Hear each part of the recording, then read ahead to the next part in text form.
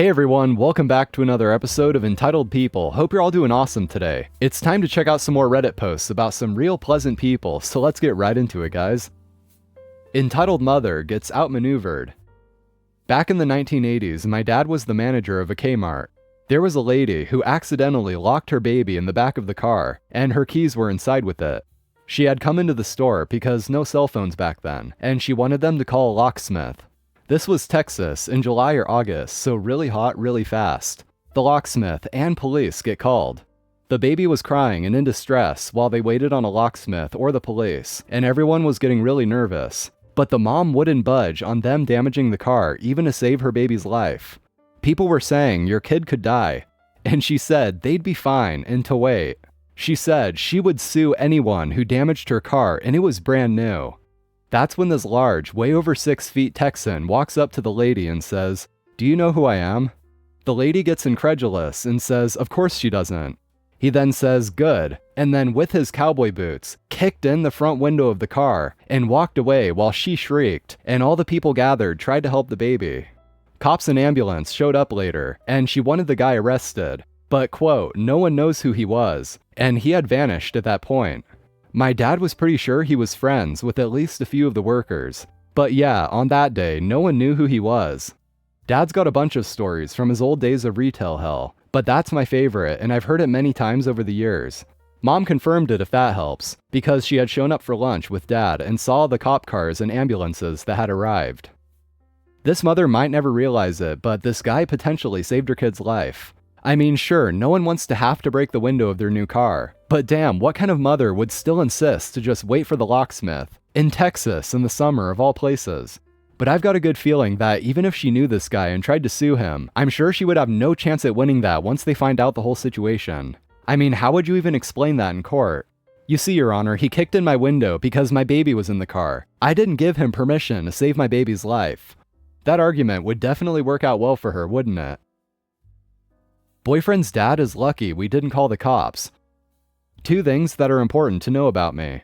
I am hard of hearing. I am a survivor of a violent crime and subsequent stalking. My 28-year-old boyfriend and his folks in their late 60s own a coffee shop. But because his dad doesn't want to A, listen to anyone else, B, learn how to run a business correctly, or C, pay his son his draw, my boyfriend is largely uninvolved and has talked about being bought out. He is still the administrator on the point-of-sale system though, because his dad has no desire to actually learn how it works, or go through the process to take over the account. The coffee shop drama could be a whole series of posts about how they did us dirty, perhaps another time. We got to bed really late. Okay, early. It was 4:30 a.m., which normally wouldn't be an issue, as my boyfriend was scheduled for a late shift, and I'm currently taking time off work to figure out a medical issue. My boyfriend turns off his phone volume when he goes to bed, and this is well known to everyone close to us. He is notoriously hard to get a hold of in the mornings. I only hear my phone if it is right under my pillow and the volume and vibration is up. At 6:25 a.m., I started receiving the following texts from my boyfriend's mom, which I do not hear as I am past the F out. 6:25 a.m. Sorry to bother you, I need boyfriend to call entitled dad ASAP. His phone is off. 7:35 a.m. Entitled dad is going to come wake boyfriend unless he calls us. Just before 8:30, the dogs start barking as someone tried to open the locked bedroom door. I wake up panicked as whoever it is starts banging on the door. It then stops for a few moments, then starts again. No one has said anything at this point. Not me, not boyfriend, not the intruder. I get up and go to the closet for the baseball bat and start kicking myself for thinking we would not need a gun when boyfriend had brought it up in the past. We open the bedroom door to find entitled dad at the end of the hall. He starts yelling about needing the code for the 2-factor authentication for the register. I start yelling at entitled dad and boyfriend, who is just as angry as I am. Has me go back into the bedroom. I put my hearing aids in at this point. Entitled dad claims to have been knocking on our front door, but neither dog heard him. Boyfriend gives him the code, tries to explain to him that coming into our house unannounced is a huge violation of trust and boundaries. Not the first major issue. Entitled dad then yells about needing to get the register working. Boyfriend kicks him out and we think that's the end of it. Not 2 minutes later, I receive another text from my boyfriend's mom. 8:24 a.m. Please tell boyfriend to send the new code, we still can't get in. Then we hear the clanging of the metal gate and more pounding on the front door. We go answer it, and entitled dad is yelling about needing the new code, and he has a copy of our key in hand. He clearly was going to let himself back in. I lost it at this point and yelled, "You can't just let yourself into our house. What the F is wrong with you?" He gave me more BS about needing to get the register working. I screamed, "My ability to be safe in my own home is more important than your shop." He took particular offense to this, yelling back at me, "So you see me as a threat? Am I a threat to you?" I try explaining that I've had my home broken into before. His response, "Not by me," over and over, then continues yelling about the shop. I demand the emergency key back, and after yelling a bit more, he shoves it at me. Boyfriend had enough and yells at me to go back to the bedroom. He will handle it. I do, because at this point I am on the edge of a panic attack. Through the closed bedroom door, I hear more yelling, and after a bit, the door slammed. Boyfriend called his mom, saying that entitled dad needed to apologize, and that this behavior wasn't acceptable. She asked him, "What does he need to apologize for?" Boyfriend tells her, and she is mortified. I then get this text from her, 9:08 a.m. "I'm sorry to have bothered you so much today, and sorry entitled dad made such a scene." I have not responded. This man clearly doesn't understand boundaries, doesn't think he needs to be held accountable for anything, and felt entitled to just barge into our house and demand his son fix a tech issue. And for the record, yes, I do in fact see him as a threat now.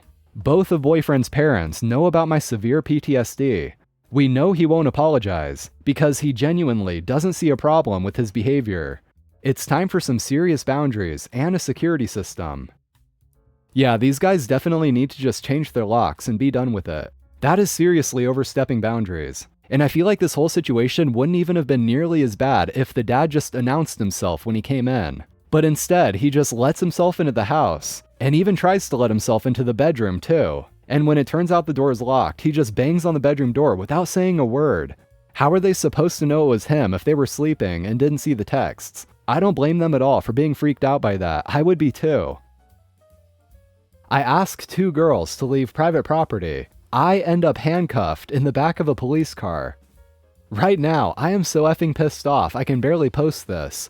I live on the property of a private boat club. The property is gated, fenced, and has no trespassing signs all over. I live here to keep non-members out of the property as we are located on the water in a large park. Tonight I come home from work and do my walk around the property as I do every day, and I came across 2 young women sunbathing on one of the docks. I asked if they were members. They said no, and I asked them to politely leave because this is private property. That's when they started to call me a perv. They can do what they want, on and on. I am a very level-headed person and let them rant, and I calmly ask them to leave. They called 911 and started screaming that some creepy old perv was harassing them. After a few minutes, the police show up, 2 female police. One goes and talks to the girls, the other talks to me. I explain to her that I live here, and it is my job as caretaker to keep people from trespassing on the property. All the while, the girls are getting all emotional with the other officer, using words like creepy, they felt threatened, rape, the whole 9 yards. The 2 officers talk alone, then come over and cuff me, frisk me, take my wallet, phone, and keys, then seat me in the back of my car while they checked my background and a warrant search. All the while, the 2 sunbathing girls are all giddy about me being in cuffs and taking my picture and text/posting like crazy. After about 15 minutes, they take me out of the car and cuffs and tell me I am free to go. Go where? I effing live here. They then asked the girls, who were pissed that I was uncuffed, if they wanted to file a report against me, but they would have to leave the property. So for doing my job, on private property where I live, I end up in handcuffs for being considered creepy by doing my job. The officers never asked me if I wanted to file charges against them for trespassing. Of course. Update 1. I spoke to the board members of the club, and we agree that in the future I should just call the non-emergency number for the police and to record it. I also contacted a member who was retired from the state Supreme Court, and she told me that is utter bullcrap as to how I was detained, and she is putting a call in to the police chief. Update 2. I received a phone call from the police department's Internal Affairs Division today. They took a statement from me and are going to look into how the officers handled the call. I should hear something in a few weeks. I got the names of the 2 girls who were trespassing. So far, I have not found any pics of me cuffed in the back of the car. Update 3. It has been over a month since I filed my complaint over being handcuffed, detained, questioned, and background checked. So this afternoon was low at work, and I called the CPD Internal Affairs Division to find out the status of my complaint against the officers. Well over 45 minutes being put on and off hold, I was told that there is no record of the report.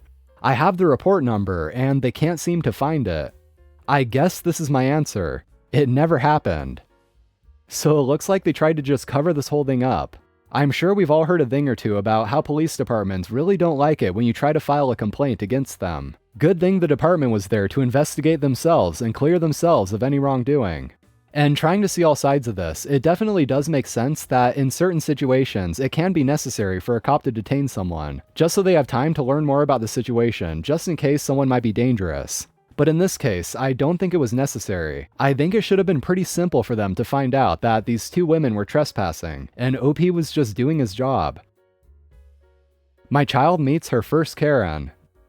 So this happened earlier today.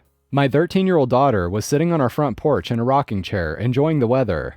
She was wearing a pair of pajama pants and a crop tank top, with her knees drawn up to her chest. A woman drove by, then circled around. The woman proceeded to get out of her car, walk up to my daughter sitting on the porch, and to yell at her that she was too exposed, and needed to put on more clothes because her outfit was distracting the woman's son. My daughter told the woman that she was dressed, and that what she was wearing was perfectly fine. The woman proceeded to yell at her over and over that she was too exposed, and how dare her parents let her wear crop tops, she was controlled by the devil, etc., as my daughter walked into the house. This is where I love my kid. She got the license plate and gave it to us. We filed a police report of harassment. Here's hoping the quick word from the cops will be the end of it. My god, man, this is seriously enraging. Who in the world would walk onto someone's property to yell at a 13-year-old for how they're dressed? Smart girl though for getting the license plate number, just in case. That's going to be it for today, guys. Thank you for watching as always. If you enjoyed, drop a like on the video, it really helps me out, and subscribe for more Reddit shenanigans. So have an awesome day everyone, and I'll see you all next time.